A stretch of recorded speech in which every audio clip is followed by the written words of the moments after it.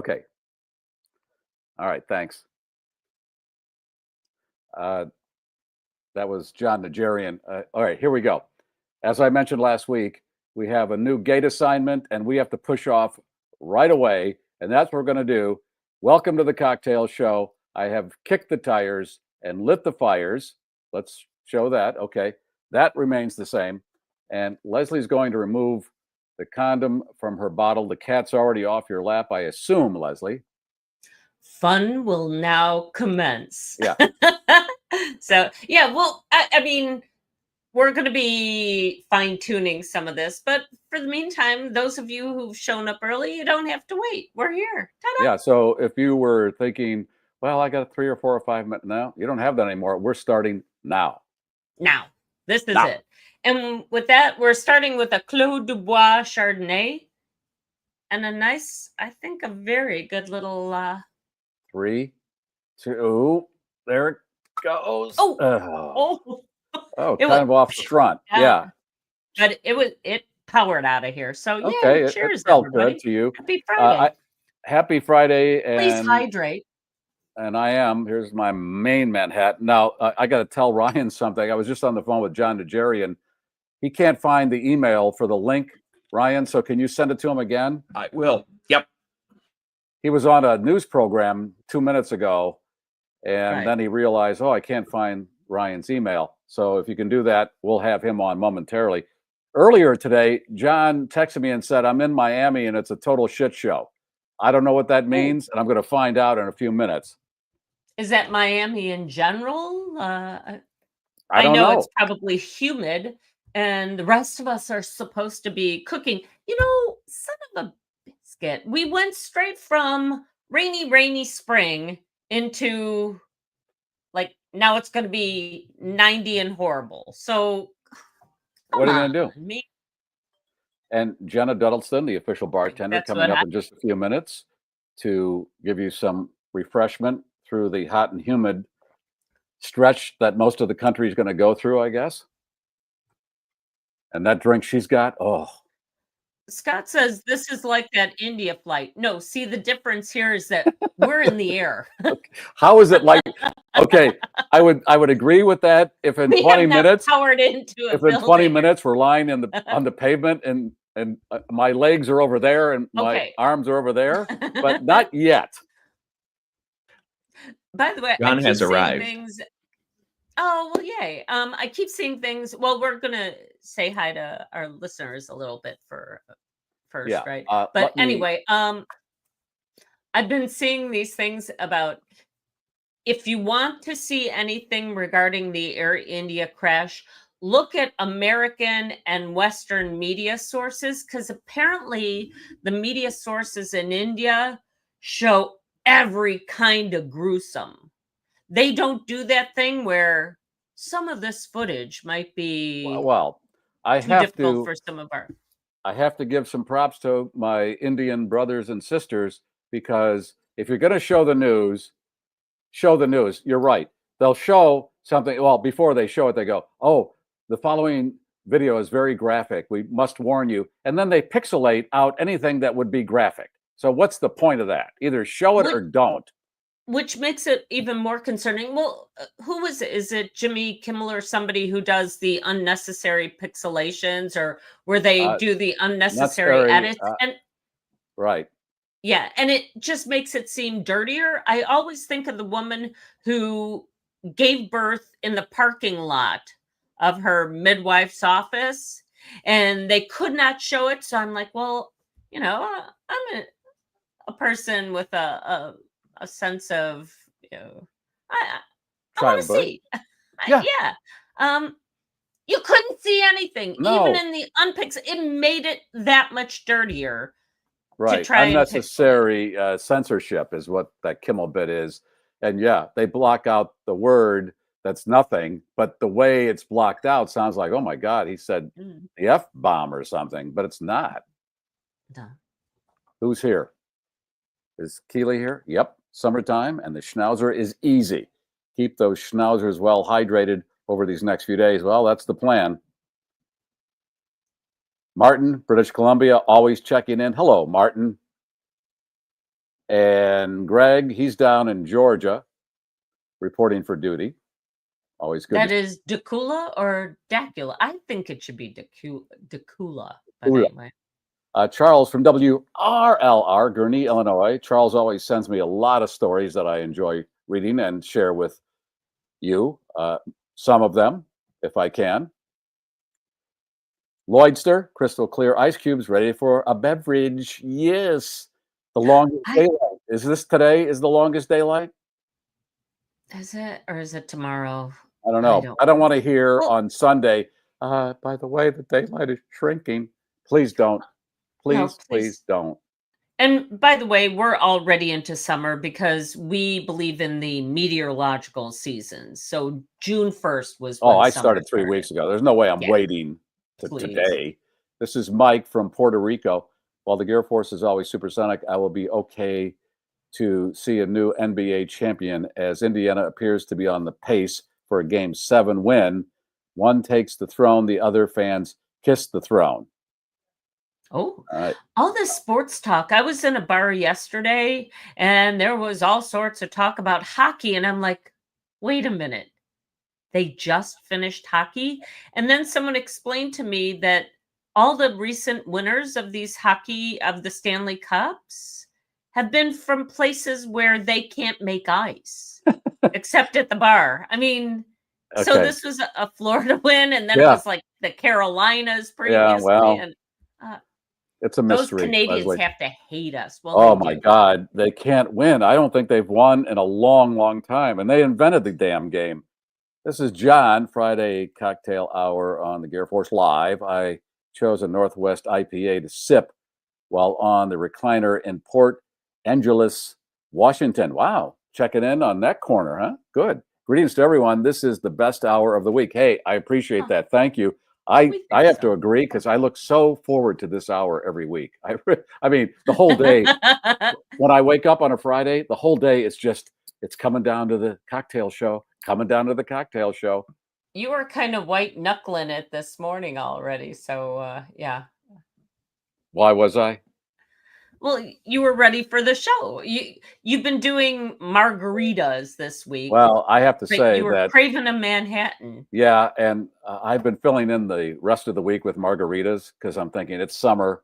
I'm cutting myself some slack. So what, right? Right. So what? Mark. That's what you'll tell the people at the meeting when you. Right. Hello, my name is Garry, and Gary. I had a cocktail show, but they took it away from me. Happy solstice, everyone, from a premature dog day Iowa afternoon. Keep your schnauzers on ice.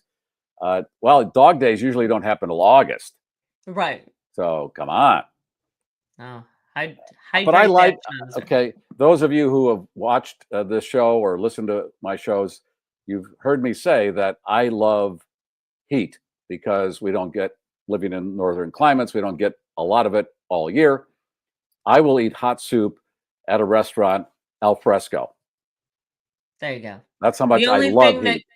That kept you. I remember you talking about a restaurant though that made all their al fresco dining out of like some sort of metal component so that it would singe your body. Okay, this bar in Chicago had an outdoor seating area, and my wife and I love al fresco, and this place just opened, so we wanted to go try it. So we go out there and we walk out, and it's got a Western exposure, and this is about 4 p.m, and the tables are black, and there are no umbrellas. And I asked somebody if there could be an umbrella brought over because we'd be baking. I like heat, but I don't want the skin cancer. Oh, we don't have umbrellas. We're not allowed to have umbrellas because of the floor we're on. We're high up, and they won't allow us because they might blow off and kill somebody. So I sat down and touched the table, and I got 3rd-degree burns. That's fine. I thought, how are you going to have people sit out here in the summer if you can't have umbrellas? Now, the other one.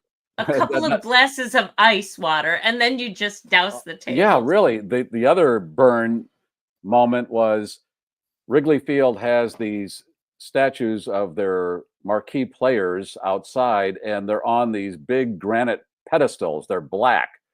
And one day I decided to go have my picture taken with Ernie Banks, So I go up there not thinking this thing's been in the sun for about 8 hours, put my bare arm on the pedestal for the picture. Ah, how do they not have lawsuits? Because people will sue over everything. Well, I was on a hotel roof in Hawaii, and I can tell you that those umbrellas are dangerous because a wind whipped up, one went over the side, and we all just waited to hear somebody scream at the bottom, and luckily nobody did. Well, that's why, yeah, a lot of these places can't have them. That artist Christo, was that the artist's name that would do the guy these? Who wrapped everything? Remember the installation he did along the West Coast? It was all umbrellas, and one got caught by the wind and impaled somebody. Oh, did it? Remember that? Yes. Oh my gosh. That's a story. I'll keep an eye out because every summer we do get the story of the rogue umbrella on a beach that impales somebody. So it's right up there with bouncy castles that aren't properly tethered. Oh, God. Are we ready to talk to Jon? Ryan? We've been waiting a while to talk to Jon. There he is. Hey. Hello, Garry. Hello, Leslie. Thank you, guys. Hey, glad to have you on here. And Mike, who's in the queue here, is living in Puerto Rico, and he's the one who set this up for me with Jon. But I was familiar with Jon years ago in that he did financial reports on the local Fox station in Chicago, and that's where I first saw him and thought, wow, this guy knows what he's talking about. You were just on a TV. Oh, I fooled you.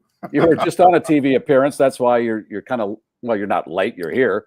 But late by GarrForce standards, we like to have a little chit chat before we go on, so we all know everybody's in a good mood. You texted me earlier today and said, I'm in Miami and it's a total shit show. What did you mean by that? Well, so there's good and bad, Garry. The good is my partners and I, we have a big yacht down here. The bad news is that those big yachts need to be air conditioned when it's 90 degrees outside, and the air conditioning broke last night. So it's a 100-foot yacht. We're down there sweating. I ended up getting up and sleeping by the pool at about 2:30 in the morning because at least there was a little breeze out by the pool instead of downstairs in the yacht. And then, let's see, my luggage fell into the ocean. Okay, is it filled with cash? Because I love to go to Florida and walk to the beach and find a duffel bag full of drug cash. Yeah, well, no, it was not full of cash, and it was only full of clothes, luckily. But then I pull it out of the water, and it's, of course, leaking water for at least an hour. And I headed out to the airport. They canceled my flight, and the next flight that they could have put me on wouldn't have got me to Puerto Rico in time for this show or for the TV hit. Okay, so Jon, that's kind of the shit show. Okay, Jon, let's review. Your shit show is the 100-foot yacht that you're invested in, or you just rent it? No, we own it. You own it. 100-foot yacht. Yes, sir. Okay, no air conditioning. You were forced to sleep by the pool. See, this is the problem a Jon Najarian has in his life. Yep. I want your life, sir. First world problems, I know, but I tell you what, I bet you certainly nobody with the wherewithal to be watching the Cocktail Hour live would have traded places with me. Now, certain homeless people at various places on earth might have been willing to trade places with me last night, but nobody watching this podcast wants to be down in the hold of a ship or yacht where it's, I think it was about 88 degrees down there, and I just couldn't take it anymore. So I got up, went out, and laid by the pool for like 4 hours till the sun came up. Okay, now I'm intrigued by this yacht ownership. How many of you are invested in this thing? 3. 3 of you. 100-foot yacht. This thing had to be how much? A new version of this yacht is about $11 million. And how long have you had it? We've had this one for, well, we actually sold it a couple years ago, Garry. You'll like that. 2 years ago, maybe 3 years ago. And it plays into the crypto stuff you wanted to talk about. I'm going to talk about that in a minute. We sold it to these crypto bros, and they were going to mint a bunch of coins and say, you can use these virtual coins to rent this boat. Okay, I don't care. Go ahead, do it. They paid us for it. They took out a loan from the bank, and then about 6 months to a year later, they defaulted on that loan to the bank, not to us. We got paid. And the bank said, well, they put 50% down. Do you guys want to take over the boat again? And we said, yes, we do, for half price. And so we got the boat back. But now with the air conditioning breaking, Garry, I'm not so sure I want the boat back. Okay. I have to go back a few years. What's a Jon Najarian in high school? You're sitting there thinking, I'm going to do what in the future? Did you have a plan, or were you a mess in high school? But you seem like the kind of guy that has a plan. My plan was I was going to play football, pro football, college and pro, for as long as it would last, Garry, because I loved it. I didn't care about the money. I mean, I'd like the money, of course, and players back then. When I came out of college in 1981, Walter Payton was the highest paid football player in the world, our kind of football, American football. And he was making about $600,000 a year. Now, on every team, including our Chicago Bears, there are probably 5 players that make that every week, $600,000. Now, I wasn't one of those players, especially in 1981. So for 4 games that I managed to play, I made a grand total of, I think, $19,800 for 4 games. Then I was cut for Mike Singletary, which I still can't believe that people actually got hoodwinked into thinking Mike was better than me. But and that was your NFL career. That was it. That was it. Why didn't you go somewhere else? Well, number one, because it's 4 games into the season. Nobody needs me unless the linebacker gets hurt. That was my position, Mike's position. And of course, I'm joking about Mike. He is a great guy and obviously very deserving of all the accolades he's got. I was just going to try to play as long as I could, Garry. And then my plan in high school, as you asked, was to be an architect because I was good at math. And I figured, okay, engineering, architecture, something like that. Yeah, let me do that. And then when I found out how little architects make, I said, I am not doing this. I am not going to spend my life, working for 15 or 20 years to get up to 6 figures. I want to get into that stratosphere a little quicker. And what high school? Minneapolis Central. I went to school with Prince, and I knew Jimmy Jam and Terry Lewis as well, because Minneapolis had a vibrant music scene, and Prince was 1 year behind me in high school. And what college?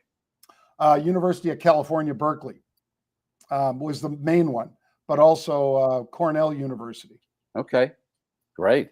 So your NFL career's over, and Yep. What is your thought at that point? Oh, shit. That's a good thought. Yeah. My thought really was, well, I love Chicago. I'd been here for about, I guess, 7 weeks at that point, because as you know, we go to camp early in the summer. I think we started around mid-July. So I'd been there since mid-July, really fell in love with the city, Garry. I mean, I know you loved it too, even though that's not where you live now. Well, I had to do a side trip because of family health issues that we're doing some caretaking. Yeah. Yeah. Well, you're a good son or a good Yeah. friend. Well, you do what you got to do, John, right? That's true. That's true. But like you're I said, right. The city, growing up there, it was fantastic. I grew up on the South Side, and I can't ask for a better childhood. West Pullman, and then the southwest suburbs of Chicago. It was all good. Oh, yeah. I lived down on 104th and Longwood. Yeah, on the south Beverly, side. and I was in West Pullman, and that's where I grew up, and we would ride our bikes around that area all day, and it was all just fantastic. And there was this place, it's still there, because a friend of mine sent me a picture with him and his family at the Rainbow Cone place. Oh, This yeah. place is legendary with Yes, it this is. rainbow cone that's the size of a baby's head. That was an outing for our family of 8. Get in the station wagon, go over there on a summer afternoon, evening, and have a rainbow cone. Right there at Ridge Country Club. It's right across the street. Yeah. And on Western Avenue, right? Yes. Yep. Yeah, I by remember Evergreen it well. Plaza. I was there the day they started to enclose Evergreen Plaza. I think is gone now, but I was there the day they started to enclose Evergreen Plaza, one of the first enclosed malls.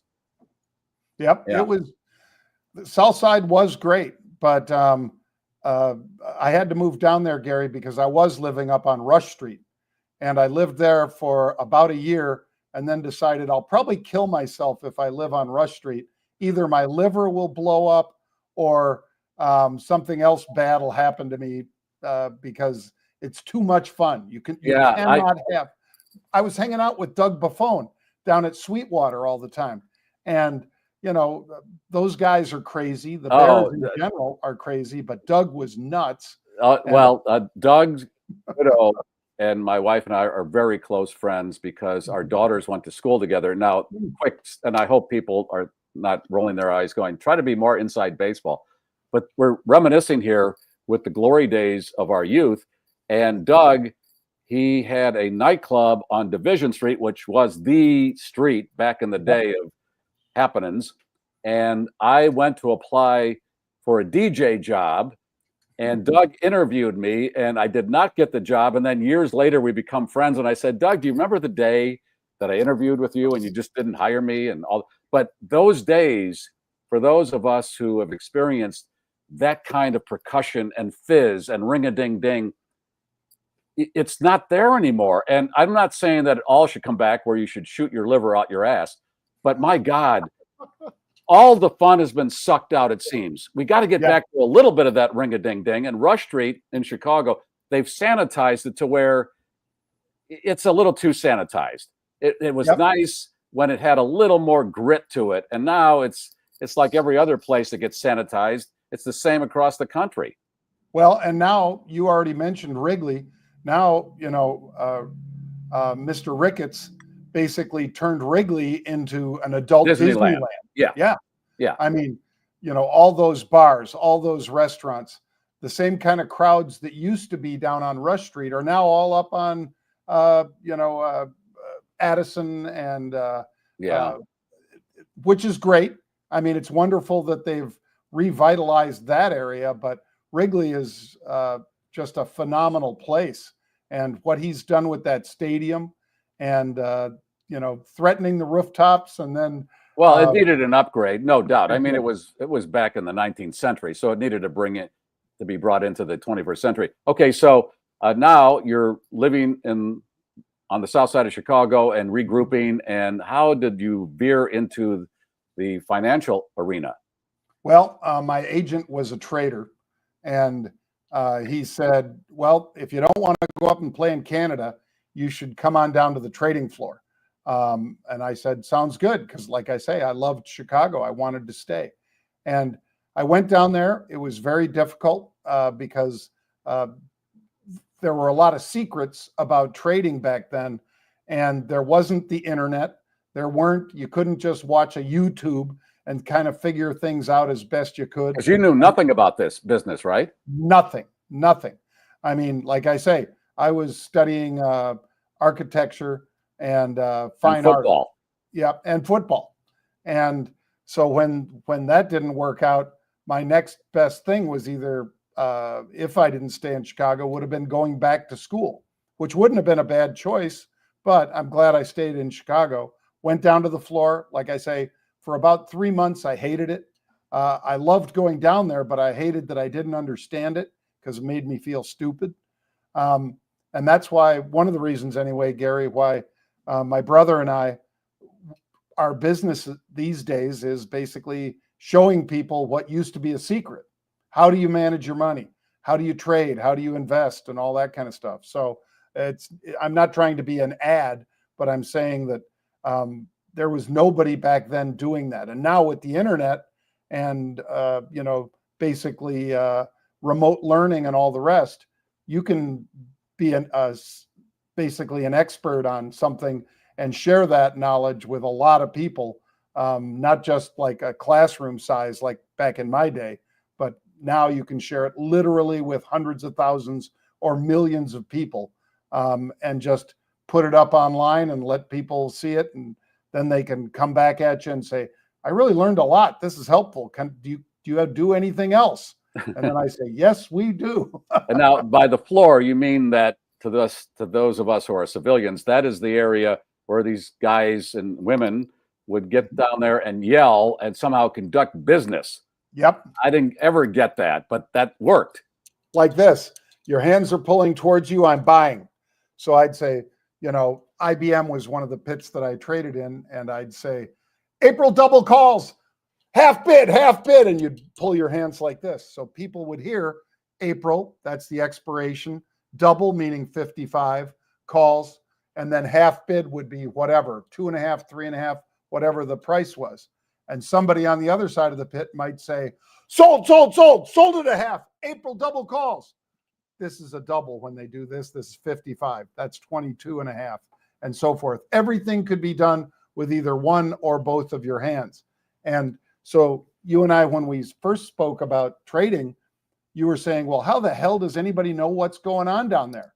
And it's because of hand signals, screaming, and then again, the direction of your hands. You're pulling towards you, you're buying.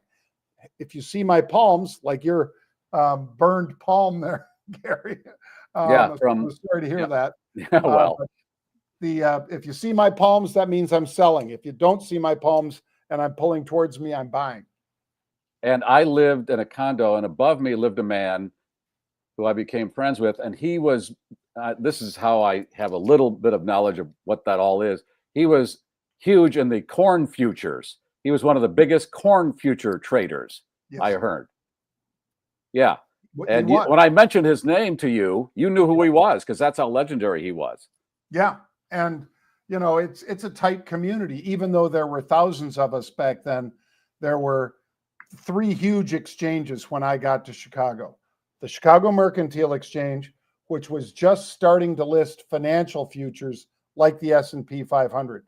Previous to that, it was like lumber and things like that, because the Board of Trade had the real inside track on great commodities back in the day. And you mentioned one of them, corn, oats, soybeans, all that kind of stuff traded at the Board of Trade. And then the SEC regulated products, stocks and so forth, stocks and options traded either at the Chicago Stock Exchange or at the Chicago Board Option Exchange. Now they call it CBOE Global Markets because it's all over the world. And it's all electronic. Is it still There's this much of that, this much hands pulling towards you or hands pushing away. Most of it is electronic. It happens down in the data centers, and people just punch a button, you know, buy, sell, the number of contracts and so forth. So it's not nearly as fun, and it's nowhere near as lucrative. And you can only imagine. I mean, I owned a bar down there, Garry. You might have gone in a time or two, but it was called the Cactus. And the Cactus Club down on by the Exchange was legendary. We even had one on Rush Street, and they were some of the most fun you could have with your clothes on. I was invested in a bar, and I might as well have taken the money and put it on the street. That is a very difficult business. I don't recommend it for the squeamish. When you found your rhythm in that, you became extremely successful, right? Yeah, I was lucky. I was there 1981. The Dow Jones was probably, I'm going to say it was maybe 600 points or something like that. Now it's 44,000 points. So in other words, I was there right as that big hockey stick type thing was starting. And there weren't all that many stocks that were listed with options on them. And now there are literally thousands. When I started also, there was data that came from the exchange floors, which was much slower without these high-speed internets and high-frequency trading and all the rest. We were trading about 400,000 contracts a day. So I was holding up 4 fingers, 400,000. Today, the CBOE Global Markets and the other options exchanges in the United States trade on average about 60 million contracts a day. So right now in 2025, we trade as much in a single day as we did over the entire year in 1981 to 82. I mean, it's just incredible how much volume has picked up. And those exchanges went from people owning seats like your friend that lived upstairs that was the big corn guy. They went from just owning a seat, which might have been worth a couple $100,000 at the peak back then, to now a full SIBO seat if they still existed, because instead they gave you stock. And they said, let's list this company on the New York Stock Exchange. All of you seat owners will get this much stock instead of your seat. And everybody, if they held on to all the pieces of that seat, it's probably worth north of $25 million now. So obviously, as again, the hockey stick of the growth of the industry picked up, people really made a fortune either owning seats. There were dentists and doctors that would come down and see what was going on, and they'd say, maybe I should buy a seat for a couple $100,000. And they did.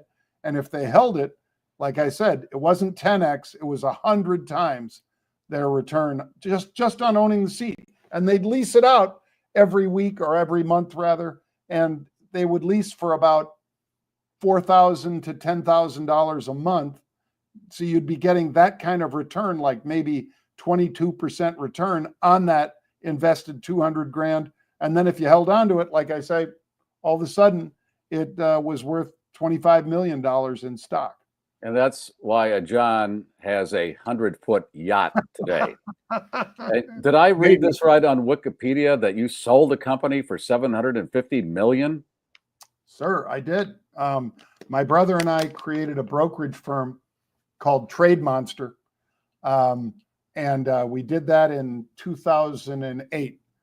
And 6 years later, we took in a bunch of private equity money to help us grow that business, because we had Option Monster, Trade Monster, 401k Monster. We had all these monsters.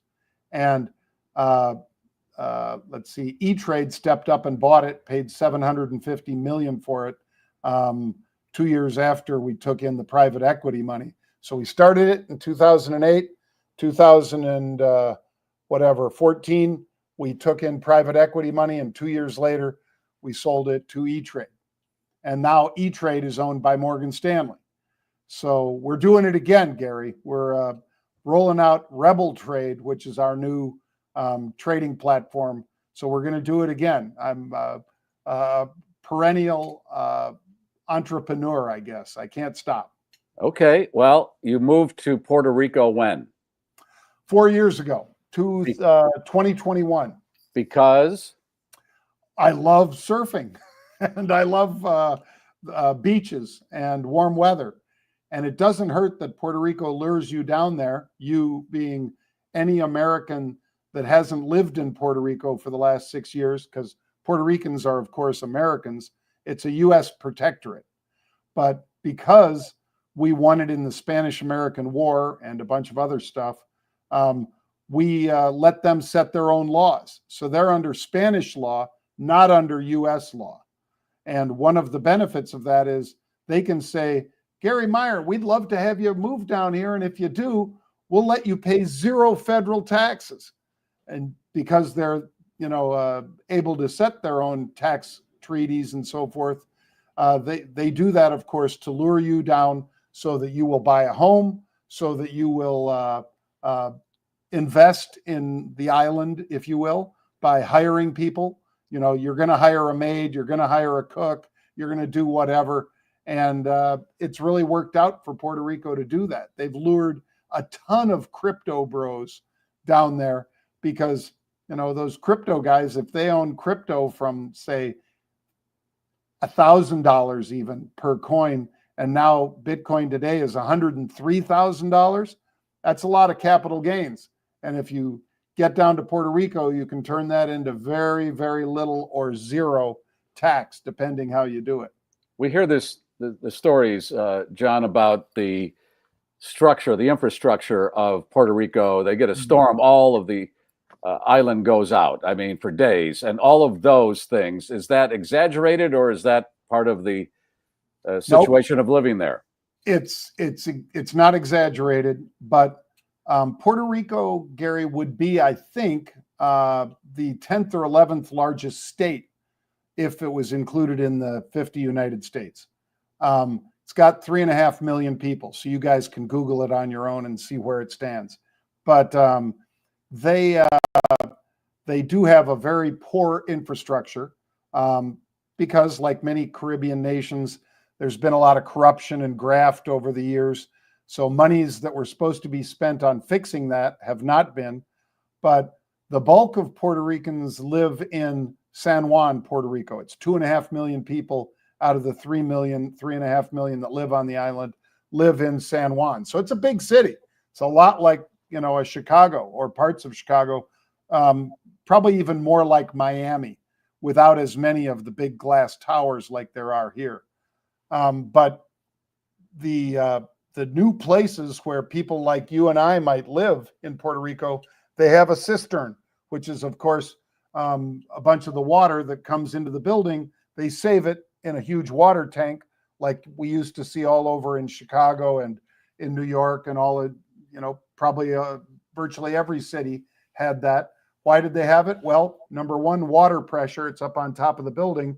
So as the water comes down, you got water pressure. You don't, and number two, the electricity, they deal with that with generators. So every big building, every big community in Puerto Rico has diesel generators.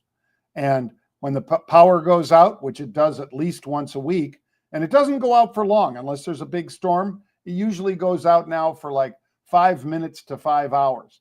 But all the nice newer places have those generators. Immediately they kick on. And like I say, they've got power, they've got water, they've got Wi-Fi and so forth. Most of us use Elon Musk's Wi-Fi, Starlink, but everything works great. But if you're a poor person living up in the mountains of Puerto Rico, it's pretty miserable because that grid goes down, everything in your fridge is done. We all know how that is, and that's no fun. So is Puerto Rico the Silicon Valley of crypto?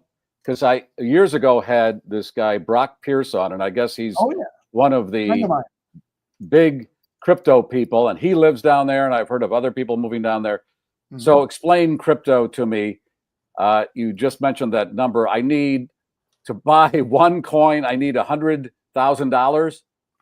If you want to buy a whole Bitcoin, Bitcoins trade in Satoshis or these sats, these little, you can say, I don't know anybody that really does this, but you could say, I want to own $20 worth of Bitcoin. You can. A whole Bitcoin is $103,000 right now. That Bitcoin, when I first started following people like Brock Pierce and other notables like Dan Moorhead at Pantera and some of these other big companies, the Winklevoss twins, many of them were in crypto when it was $30 per Bitcoin. Some of them were in at even lower prices than that, because you and I know there were people that bought a pizza with 10,000 Bitcoins. Imagine what 10,000 times $103,000 is today. But just to kind of prove the concept and to see if somebody would deliver him a pizza, some guy said, hey, I'll give you 10,000 Bitcoins if you bring me a pizza. Well, Bitcoin was hundredths of a cent back then. So you can imagine that if you had those and you held on to any of them, you're a very rich man or woman today. Okay, how deep are you into crypto? I mean, I hear it's a Ponzi scheme, it's this, it's that. Here's a guy right here who's been around the financial markets for a long time. How deep are you in crypto? Very. Really? Yep. And I do not think it's a Ponzi scheme. I think it's a distributed ledger. That's what the blockchain is, of course, a distributed ledger, meaning that instead of just JP Morgan, for instance, having your bank information, Gary, it's distributed in every bank around the world. I'm making an example, would know exactly what is in your account. And it's basically there forever. Once it's on the blockchain, it's there until you sold it to somebody else, but they'd be able to track every movement of that throughout its career. When that coin was mined, I'm using air quotes, folks, when it was mined, that means that somebody was rewarded with a Bitcoin for proving this formula that gets longer and longer with every Bitcoin that's mined. That's how they prove that this is a unique Bitcoin. And they can trace it back to when it was born, if you will, or when it was mined. And those rewards are what keep everybody checking on every transaction that occurs on that Bitcoin blockchain and so forth. But my business partner, Mark, and I were down here in Miami. And like I already told you, I'm stuck here for another day because I wanted to be on your show. And I didn't want to let this slip again. On that sweaty yacht. Yeah, on the sweaty yacht. Maybe that's the new name for it, Mark. The sweaty yacht. But we're deep in with stable coins now. Maybe on a future broadcast I can tell you about. Yes. Most stable coins are pegged to the US dollar. So it's not like a Bitcoin. It doesn't fluctuate up and down. But it's a way of moving money across borders and everything else without all the fees that banks charge, that MoneyGram charges, that Western Union charges for you to move money from here to wherever you want to send it. Most places are charging you a somewhat significant fee. And if you're poor and you're sending a MoneyGram or a Western Union from Chicago because you're a Mexican worker who got your citizenship, is working in Chicago, and you're sending money home, Western Union's taken a big slice of that every time that money moves. And when there are things like Bitcoin that can allow you to move money almost frictionlessly, stable coins are much better at that than Bitcoin is. Bitcoin is more of an investment in my mind. It's like digital gold, whereas the stable coins allow you to just almost at the speed of light move money from one part of the globe to another without all the friction.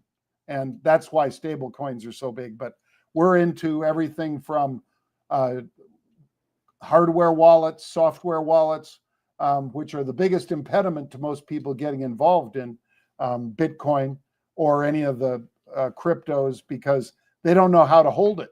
It's not, it's virtual. So there's nothing to touch. Right. But you can take those numbers and so forth that make up that Bitcoin, put it in a hardware wallet, take it off the internet so it's not connected. Nobody can hack it then. If it stays on at an exchange, somebody could hack it, and in many cases they have done that.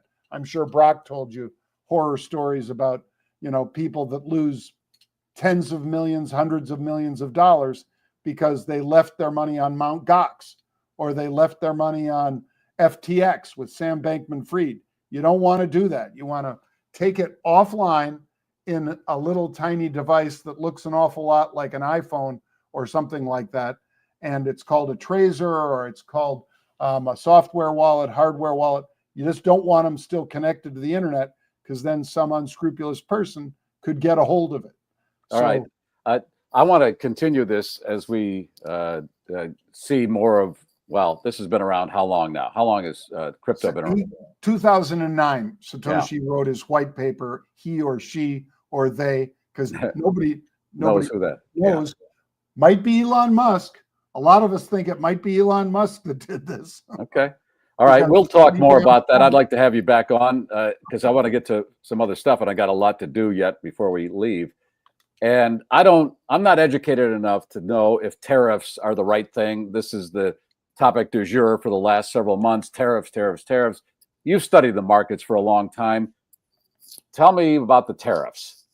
Well, I think it's leveling the playing field. I don't think President Trump is trying to really hurt other countries, but he knows that what other countries have done has hurt us. It's hurt the liquor business because, for instance, to import Kentucky whiskey or bourbon into the European Union, there's a 200% tariff on that right now.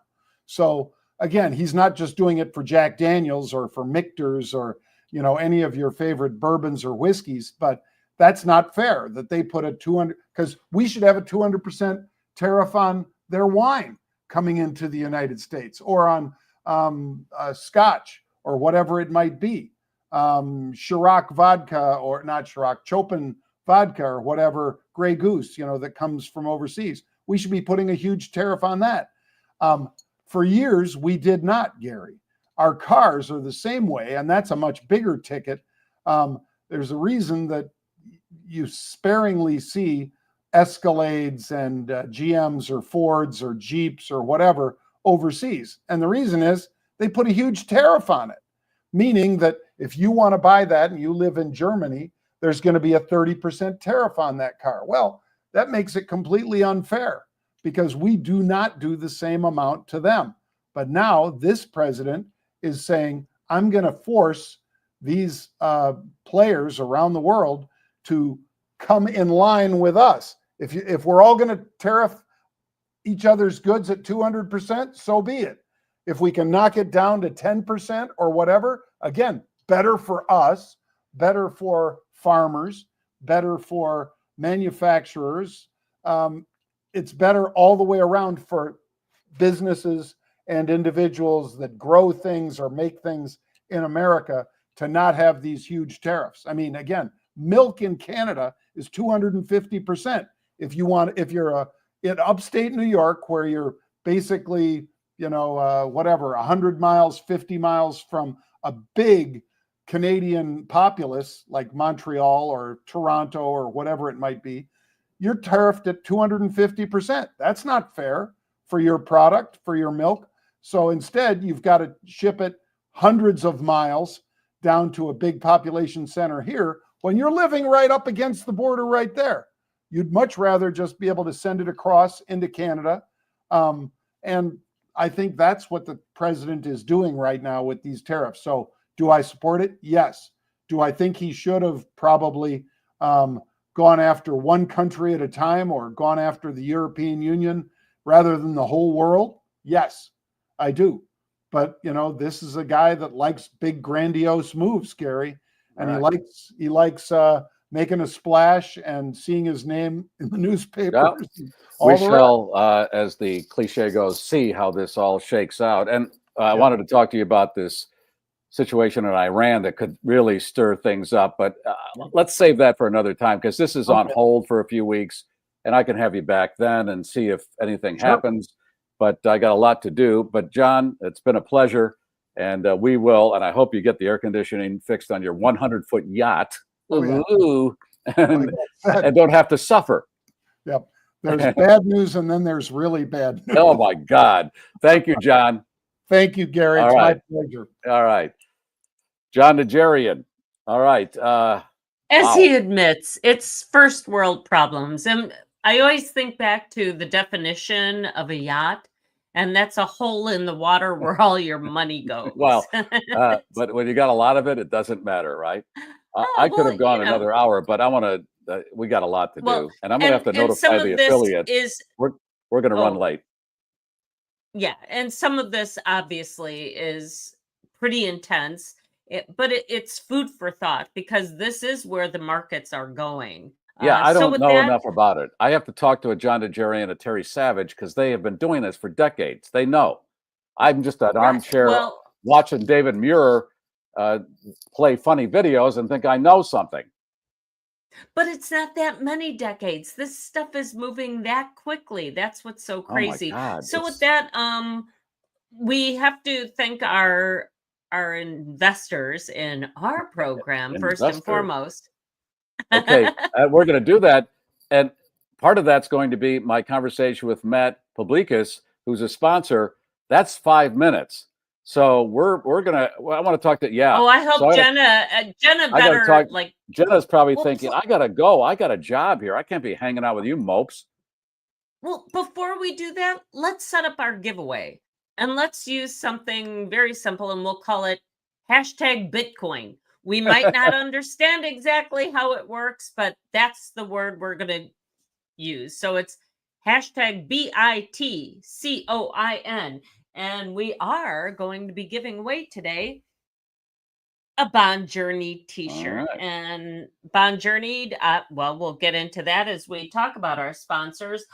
In addition to our favorite house band, oh yes, they're both our favorites. It's like, which kid do you love more? I love you both. We will love them equally. We love you both. Yes. Anyway, I think it was Leslie from Westmont who gave me, when was the last time you looked through a kaleidoscope? I got a kaleidoscope. Wow, cool. Anyway. Isn't that? And it is. It's kind of. That's what our internet was back in the day. Exactly. Yes. Ooh, that is so complex the way that works.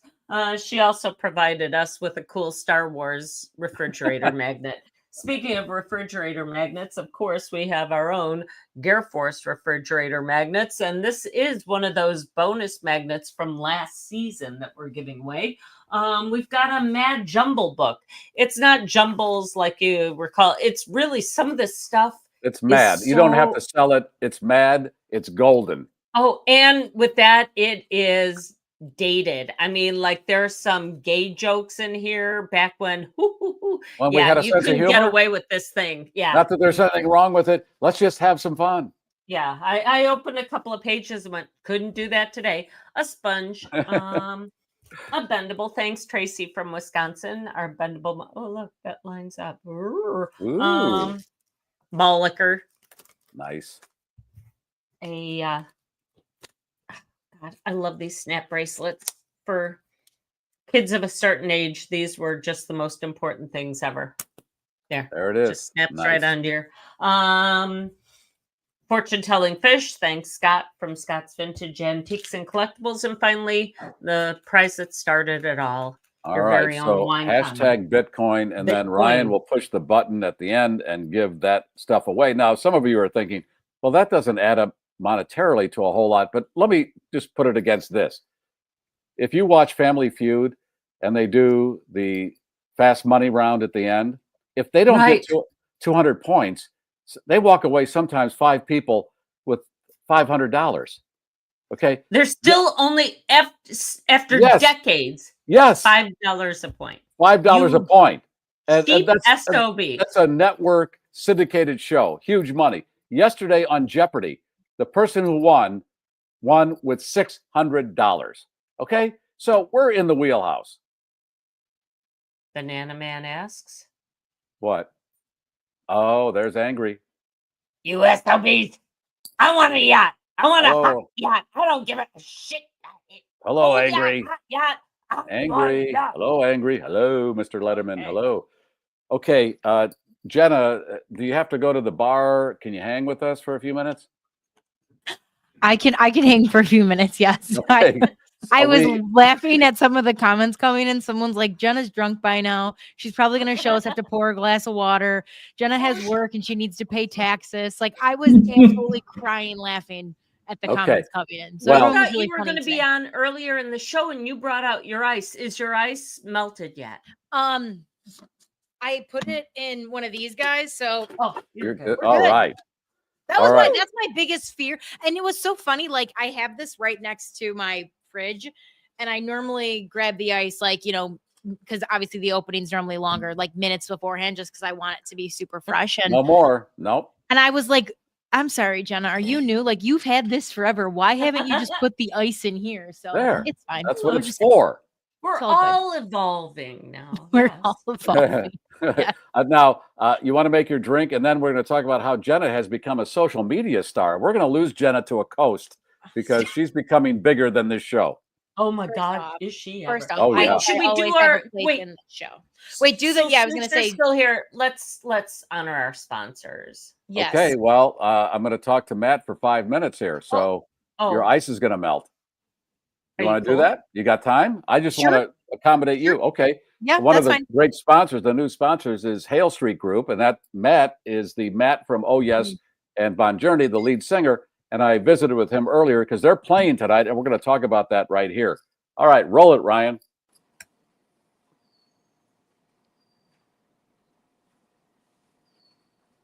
I'm visiting with Matt Publicus, and if you've watched the cocktail show for any length of time, you've seen Matt front and center. He is the lead singer of Bon Journey and Oh Yes, our house bands. And I thought when I first saw the band, wow, what a great way to make a living. And then I find out, well, that's just their night job. Matt has a company he runs, Hale Street Group, and they build high-end houses in the northern suburbs of Chicago and in Fontana and Lake Geneva, Wisconsin. And welcome, Matt, to the program. Before we get into your day job, the band Oh Yes is performing tonight. Let's talk about that for a minute. That's right. Tonight we're at the St. Natalio's Church. It's in Palatine.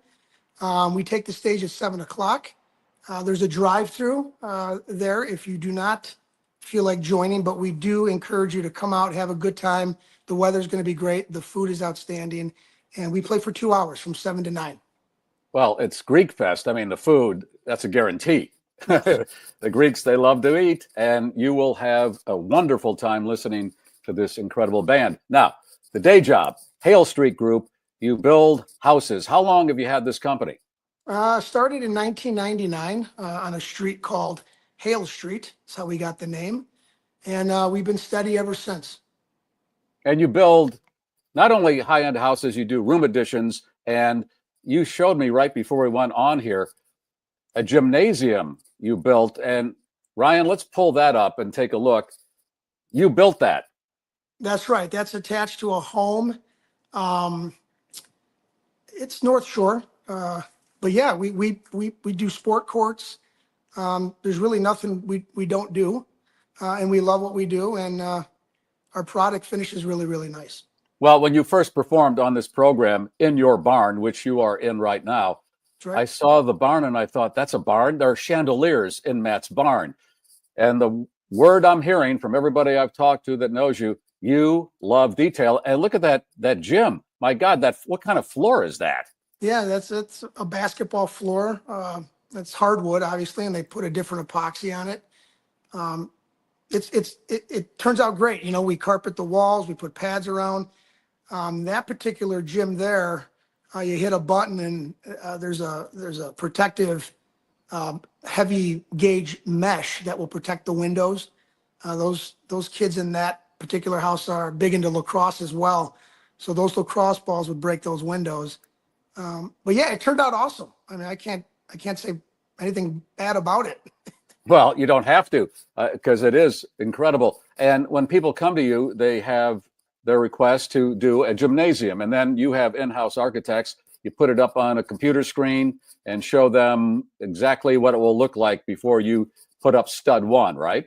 That's right. So what's great about Hale Street Group that might separate us from other companies is we have in-house designers, we have an in-house architect. So we encourage people to come to us almost before you start your project. Now, it's okay if you come to us with a set of plans done by an architect and you already own the land and you want us to build your home. That's great. That's fine. We do a lot of that.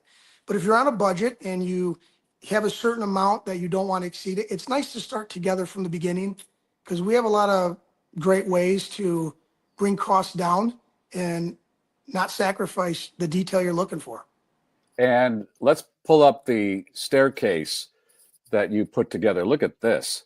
Yeah, so that picture really doesn't do much justice for the staircase, believe it or not, as beautiful as that is. If you were on the 3rd floor looking down, it just all the way down to that basement. And, you know, one of the things you're really paying for when you hire the Hale Street Group, it's all the years of relationships we have with our guys. I mean, I've got 25 years of relationship with a lot of these trades. And trust me when I tell you, it has taken me decades to trust and find these kind of trades. So it's not a lot of people think they could do it, you know, themselves. They will find a stair company. There's a lot going on. That was a brand new house. That was an Arlington Heights build. Probably one of my favorite houses I've ever built. Well, we're going to talk to you more in the coming weeks and months and show more of the things you've built. But the detail, I'm a detail guy, and when you're paying for something, and you're right, you could get it for the cheap, but it's going to look like it probably. You got to really get the quality, and that would be from Matt's company, Hale Street Group. That's HALE, HaleStreetGroup.com, and get in touch with Matt. And if you want a gymnasium or go to Matt and go to the gym with Matt and shoot some hoops. Yes. All right. All right. We will see you. I think Oh Yes is playing on this program, I believe, next Friday. And we'll look for that too. All right. Thanks, Matt. Yeah. Gary, thank you very much. No problem.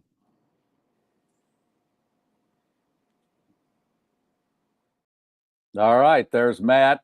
He is stud one, should be his vanity plate. Exactly. It really we're should be. strictly talking construction terms.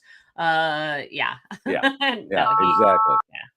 Already the top of the hour. We are way behind I don't know if behind it matters. We don't have any parameters. We're doing what we exactly. do. Traffic news, traffic, weather, sports. We don't care. Leslie, should we talk to Jenna? Yes. Or wait, David Hochberg. Well, there's the please. guy that's going to finance your new home right there. He will give you a free consultation. Call that number. He is licensed in 43 states. And if you need a car wash in the Chicago area, give your car a bear hug. Buddy Bear car washes are all over the city. My Manhattan's kicking in, as you can. Whoa, not much left. Oh God. And oh yes, and Bon Journey bring us all the music on the program.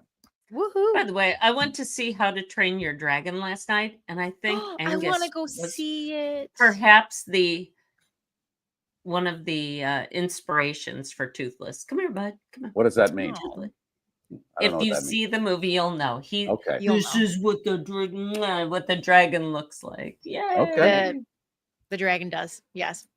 I love it. So, Right out of the box, Jenna, did you go to White Sox Park to see the Pope Mass? I was going to, but I ended up going to the Chicago Hounds playoff game instead because of life happening as crazy as it was. So, but I had many people in attendance. Yeah. Okay. Before you go to the Chicago Hounds, I saw a snippet of the Pope's homily or whatever. He looked kind of low gear to me. I might be wrong. Did the people that you talked to that went like it? What do you mean? What do you mean? It just seemed kind of. I didn't hear much about it. It seemed kind of tame. I don't know what. I didn't expect him to. I mean, I didn't hear anything bad or anything. No, not bad. Not bad. It's just.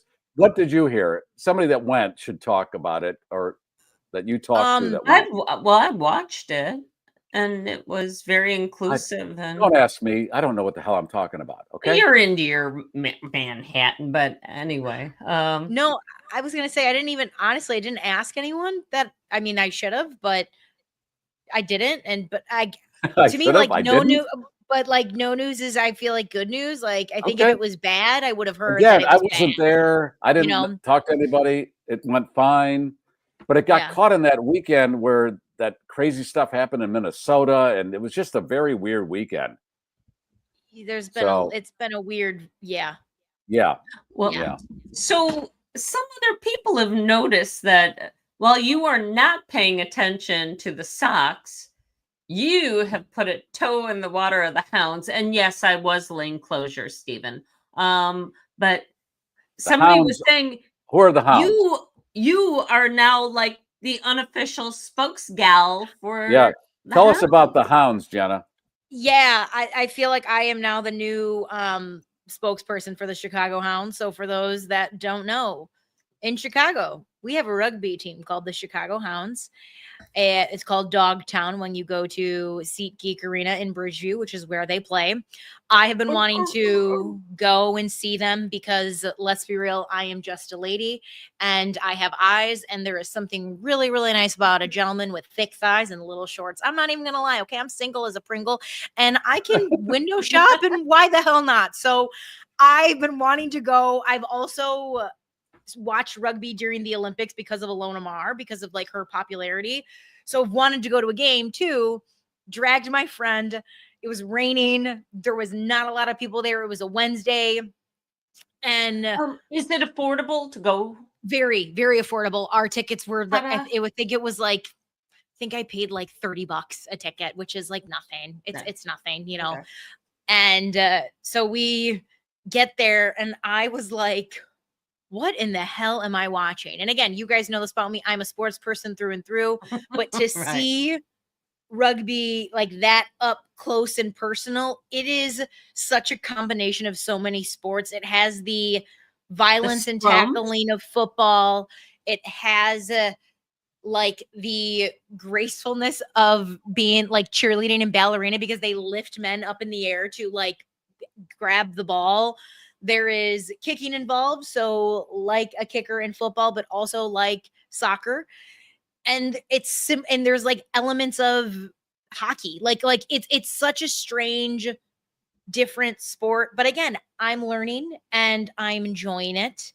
And I made a video, which I was trying to define to the both of you what a thirst trap is. And I didn't know what that was before you mentioned it. Thirst trap. Yeah. Yeah, and it was like honestly like all in good fun. I was reluctant to even make the video because I was like, I don't know, it seems kind of tacky, man. Like, I don't know. But my friend who was with me was like, Jenna, you have reversed to. misogynism, right? Yeah, like, you know, here you are, a woman objectifying men. You're looking at their big thighs. The and tight audacity of me to objectify a man. Are you kidding me? I would Stop it. never. Stop Never. So I made the video and just thought it was really kind of like tongue in cheek, like didn't think anything of it. The thing that I really enjoyed the most though was the game is over and there is a line of people to go on the field. And I was like, what's going on? And there's kids running on the field, there's adults, like everyone. And I say to my friend who is a reporter at NBC5, I'm like, dude, I think we can go on the field. And she's like, no, we don't. Like Jenna, we need passes. And I was like, Casey, everyone is in line. We are going on the field. Like we're here. We're not going on the field. So we go and I just kind of walked around in awe because again, I've never seen anything like this. Like I felt like I was back in high school or like back in college where you can like go and kind of chat with everyone afterwards. But to have it on a professional level was unlike anything. And I'm just watching kids run up to players talking to fans. I ended up asking one of the guys, I was like, hey, this is my first game. So like super new here. Do you guys do this? And he's like, every game. And I was like, why? He's like, because like, it was like, well, like, why wouldn't you? Like, it wasn't even like a thought, which I thought was so interesting. We ended up then running into the owner, one of the owners of the team. His name is James English. He is also British, an Englishman. And I recognized him because of the TikToks as well. So I said to my friend, we need to go introduce ourselves to him. And it's easier for her to lead with the, I work for NBC5 and compared to me saying, oh, I make TikTok videos for a living and I made a thirst trap for you, buddy. But so we just talked to him and I asked him, I was like, why did you guys decide to do this? Like we've never seen anything like this growing up in America where like our kind of major four sports, you know, football, baseball, basketball, and hockey, like there seems to be this like almost red velvet rope where like the athletes are super far away and there's just, they're not accessible. And to see that was just so odd on so many levels. And he said, you know, these guys aren't making a shit ton of money. And we're trying to build heroes. Like we're trying to create heroes here. And we want the players to know who the fans are. And we want the fans to know who the players are. And we want to build a community. We want them to have relationships together. And now that so many fans can like season ticket holders, they go to the game, the players recognize the fans now. Like, so how cool is that like as a fan, you get to say like, hey, thank you, Leslie and Garry, for coming out to the game again. You know, like even if how's the Garry Meier show, you know, like depending on the type of relationship you build, you don't get that really anywhere else, like truly ever. And you made a video that went viral. So then I made a follow-up video because again, I've never seen anything like it. I thought it was the wildest thing I'd ever seen. So my opening hook was I just witnessed something in sports that I've never seen before. And I got to tell you guys about this. And I just kind of walked through the day of going to the game, why I decided to go to the game, because their thirst traps trapped me. And, you know, it was like somehow the most wholesome sporting experience I've ever witnessed, on top of like also having a lot of fun being a woman there too. And because of the owner gave us his email and I emailed him the next day and I just said, you know, it was great to meet you. By the way, I made that thirst trap you asked for, and to backtrack, he said on the field, like in his British accent, you know, we're not objectifying the men nearly enough. We need many, many more thirst traps. We must objectify the men. And I was like, you are an owner of a professional team saying this to me right now. Like, what kind of Ted Lasso shit am I living in? Like, this is wild to me, but it was so amazing. So I emailed him later and I just said, hey, I made that thirst trap for you that you asked for. And I made this one too, like hoping I can make the playoff game because I normally work on Saturday. So I was trying to figure out my schedule on my end to be able to go to the game. And when he emailed me back, he said, oh, you've been the talk of the locker room. And the video on TikTok, I think now is at like over 444,000 views. The video on Instagram is at over 575,000 views. Because of that, the team invited me there to sit in the owner's suite and to cheer on the game. And I got to interview one of the players. And then I got to go on the news because of a thirst trap. Like, if you would have told me when I went to journalism school at DePaul, like, you're going to be very serious and these are the rules that you must follow. And I was like, oh, here's a 9-second video of, and daddy is a state of mind. Don't worry, I'll be your daddy. That would get me on the local news. I would have laughed. So what is that daddy? Talk about that daddy video. So Pedro Pascal, who's a, I'd say he's in like the peak right now of his career. He's like, gonna be super popular in the Fantastic Four. He's fantastic. Yeah. The Last of Us. No, is it The Last of Us? The Last of Us, yes. And he's in The Materialist. That's out this week. Materialist, yes. And he just has this energy to him where he's, like, I'll be your daddy. And again, daddy has a double meaning now besides a father. And so he's just telling the girls that I'll be daddy. And so there's just this super funny audio, super tongue-in-cheek. I thought it was hilarious. And then it ends with, I will be your father figure, put your tiny hand. And that's it. Like, it was just so funny. And the girls, I'm not kidding you, Garry, when I say the amount of women who have, like, they ended up going to that game because of that video, who then messaged me and said, I went because of you, or I'm following the Hounds now because of you. Like, oh my God, when are we having a party for the Hounds? And I'm just like, this has escalated so quickly and I'm not questioning it. I'm just thanking God for it. And we're just going to see what comes with it. Like it is totally fine. It is totally fine. This is hysterical and awesome. It's the funniest thing. About viral. Oh my God.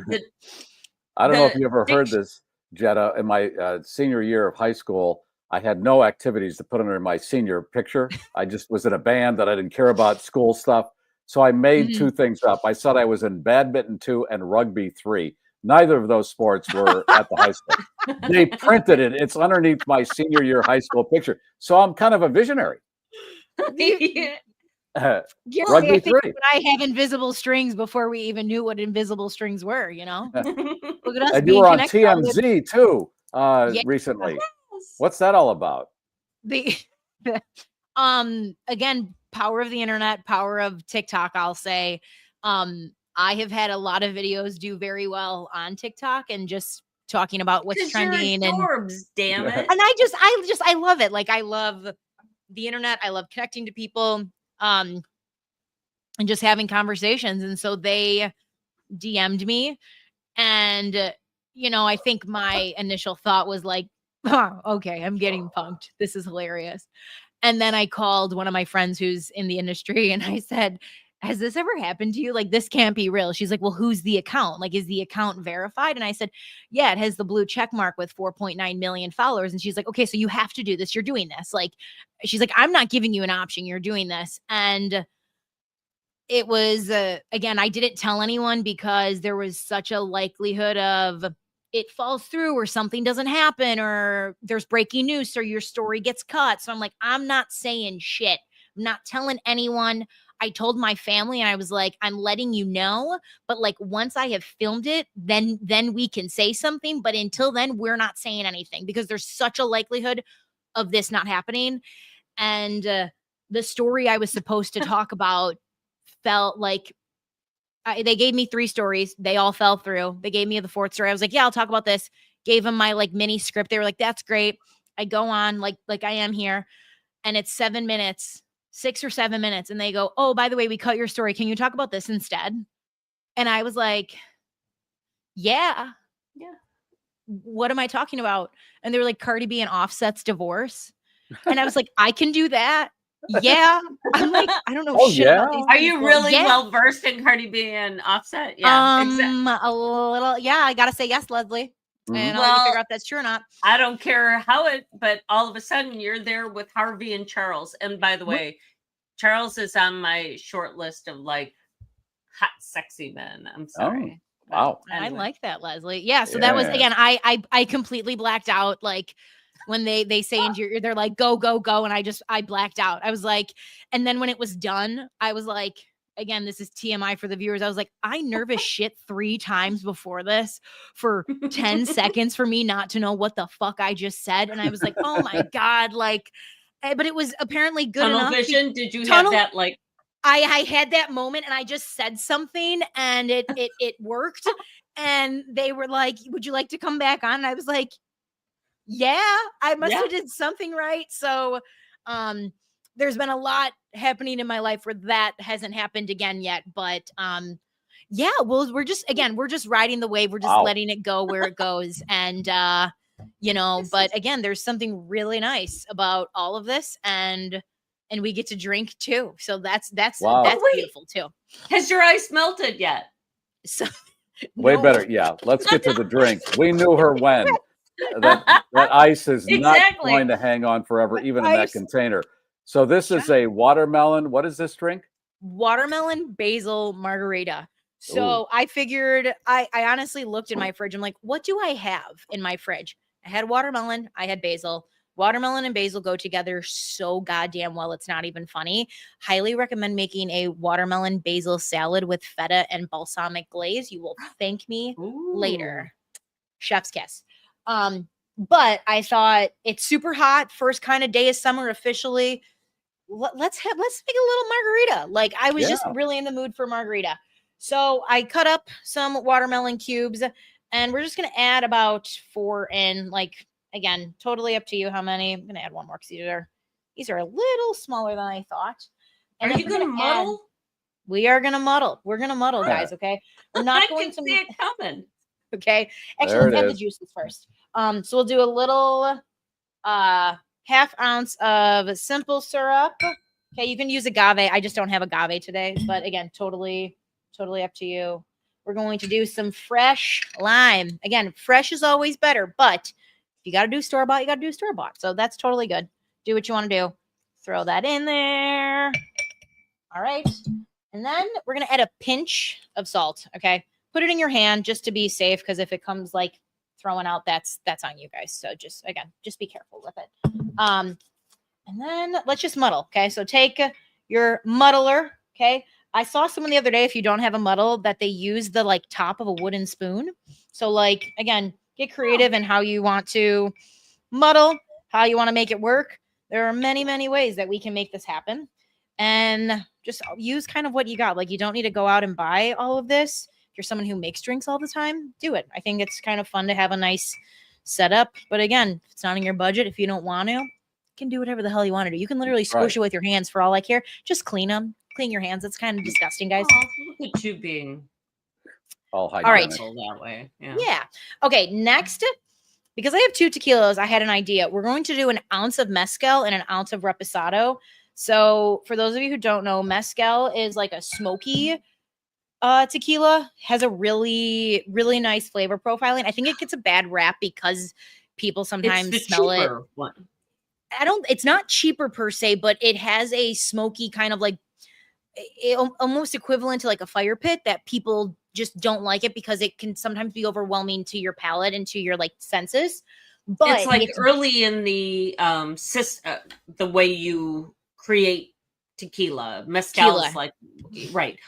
So somebody, how cool is this? You added salt. Now you've added the mezcal, and somebody's like, you should add smoked salt. And look what you're doing. There it is. Look what we're doing. And what's nice about mezcal too, because I think every cocktail should be balanced, is like if you're gonna have something really sweet like watermelon and then you balance it with something smoky like mezcal, it's not going to be like overly sweet or overly smoky. It's going to be super balanced, which we like. And again, you don't need a lot of it. Then we're going to add 1 ounce of reposado. I love reposado and I love Casamigos. All right, now add a little basil. This one's a little bit more, we got a lot of steps going on here, guys, but it's okay. It's going to be nice about the basil. Slap it. God, I wish you guys could smell that right now. It smells so good. Basil, like, again, like mint. What's left of the ice? We actually have a lot of ice. Like it hasn't, it's like great. It's like, this is shockingly, it hasn't melted. I can't believe I've been doing this show for this long and I've never thought to do that before. Yeah, really. I can't believe I've never thought of that. All right, make sure everything is on. So many things are changing in your life, Jenna. There's so much. Okay, and then we're gonna shake it. Make sure it's on good. Oh, all right. There we go. You can see the coloring, nice and pink. Very summer-like. Very summer-like. And then we're gonna take our glass. I'm just gonna add a little bit of salt along the rim. And I'm going to do this because I don't have like a bowl. I'm literally just going to like do this. Just fine. You're so wild. I'm just going to do, I don't know if you guys can tell. So like that's the, this is yeah. salt. Yeah. Salty So again, rim. Salty rim. That's it. And then we're going to add some fresh ice into this. And what's nice is we got some salt on the bottom too. So add some fresh ice. Okay. And then we're going to double strain this. Now, I want to explain why we're doing this. And again, I'm going to tell you the way I'm going to make it. But at the end of the day, drink it the way you like it and drink it the way you want it. Which means if you want to drink it out of a straw to there, you go ahead and fucking do that. I don't care. Okay. All right. But because we have watermelon like chunks in here and bits, like sometimes people don't want that like as a texture. Yeah. So we already are straining it in here. And then we're going to catch any of the like watermelon pieces in here. So that way, if it comes out, you're not, because even right now it's like some of it's not fully coming because of the watermelon pieces, which is fine. I probably could have muddled a little bit more. Sure. But this is good. And this is why she's been invited into the owner's box at the River Hounds. The River Hounds. Close enough. Close enough. Is that what it is? Isn't it the River? Right? The River Hounds? The Chicago Hounds. Chicago Hounds. Chicago. We're all learning, guys. We're all learning. All right, little club soda. Here's my excuse. Here's my exactly. excuse. We're new to rugby, I and Gary's. We're all figuring it out. Even ate the cherry. Oh my god! I mean, that's how far. That's how far gone Gary is. Deep we're into. This is the longest show I think we've ever done. The longest I think we've ever done. All right, Yeah. And then this is our drink. Little basil cheers. leaf. Let's see. Let me give her a taste. I bet it's good. Yeah. Herby and It's sweet and. You know how have you ever put like tahini on your watermelon? Yes. That's what this tastes like. Okay. And I know all you people with your salt on your watermelon, but it's okay. All right. And again, like the beauty of this is like, I always think with like making drinks or like even cooking, here is kind of the like, this is how I like to do it. If you don't like anything in here, everything is perfectly built to substitute anything in and out. So if you're like, you know what? Right. I don't want mezcal. You know what that means? You do 2 ounces of regular tequila. I don't like simple syrup. Okay, then use agave. Use cane syrup. Whatever it is that you want. You don't like salt, you can balance it out. You don't have to have salt on the rim. You don't need to add salt in. This is the way that I like to drink it. And again, I think that you guys will like it too. You always impress, Jenna. Thank you. Thank you guys for having me on. She's so accommodating. And she's getting so big. Rugby. She won't remember us in a few months. Don't ever say that. First off, I will be sad. I will be sad when I don't get the text anymore. When you're gonna get it. July's coming up faster than we can imagine. I know. My God. But no, so we will. The Hounds play tomorrow. So again, because I'm like their spokesperson now, Hounds play tomorrow on ESPN2 at noon against Boston. So we are cheering on the Hounds. There is a watch party at Wolfhound in Avondale. I cannot go. I'm very sad, but you can always cheer on the Hounds. You can still watch one game of rugby, honestly, and I think you'll be hooked. That's all it takes. Seriously, just watching a scrum, and that's the first time I ever learned the word scrum. Yeah. It makes no sense. It's 20 men just like huddled together and moving like a unit. So 8 and 8, and one of the things I got to do, I interviewed George Merrick, who is one of the players on the team. George isn't playing this year because he injured his foot, but we did like a rugby for dummies, like basically what are 5 things we need to know to understand the game, because so many people don't know the game. And he talked about what a scrum is, and basically he said like doing a scrum is equivalent to in hockey when they like drop the puck at center ice or like near one of the goals, because it's face like off, face off basically. So it's similar-ish to that. But if you want to learn more, that is on my social pages and you can check that out. And like, I honestly, when he gave me that like rundown of everything, I was like, oh, this is super helpful. And I felt like I could watch the game and understand the game better because of it. Jenna, thank you. That was amazing. All right. Leslie, do you want to hold all your stories for Monday or straight? I will. Okay. Ryan, I just want you to show one picture because we're running very late. Okay. And it's the one about the weather woman. Yep. Hang on here. To me by one of our listeners, and it's kind of funny. This woman, it went from 100 degrees at 10 a.m. to 1,078 at noon. Then it dropped out 1,000 degrees at 4 p.m. That's how hot it is in the desert. That's in Arizona. What numbers they used at noon? It's hot. That's hot. 1,000 degrees. All right. Let's hit the button and give away stuff. What do you say, Ryan? Bitcoin. Yeah. That's all right. Here we go.